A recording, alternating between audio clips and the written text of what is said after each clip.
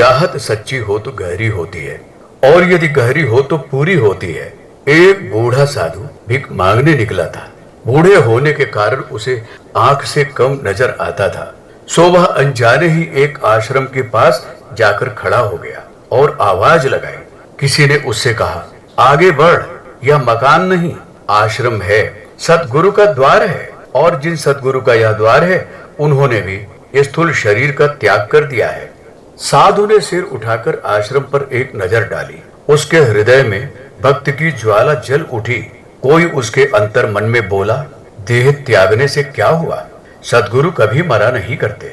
उनकी अविनाशी चेतना सदा ही उनकी तपस्थली में व्याप्त रहती है।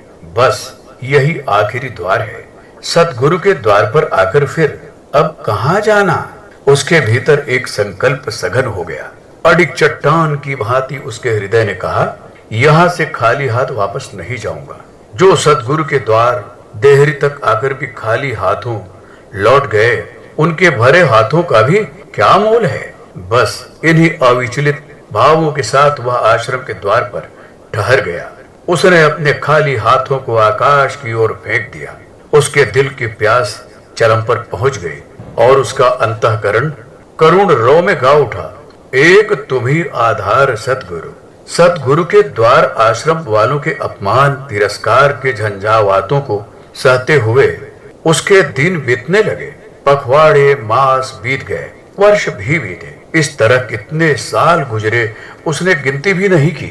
अब तो उसके जीवन की मियाद भी पूरी हो गई थी, पर अंतिम क्षणों में उसे आश्रम वासियों ने नाचते देखा।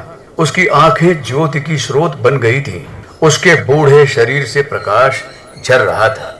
उसने मरने से पहले एक व्यक्ति को अपनी अनुभूति बताई, सतगुरु के द्वार से कोई खाली नहीं जाता, केवल अपने को मिटाने का साहस चाहिए। जो स्वयं को मिटा देता है, वह सतगुरु के द्वार से सब कुछ पा लेता है।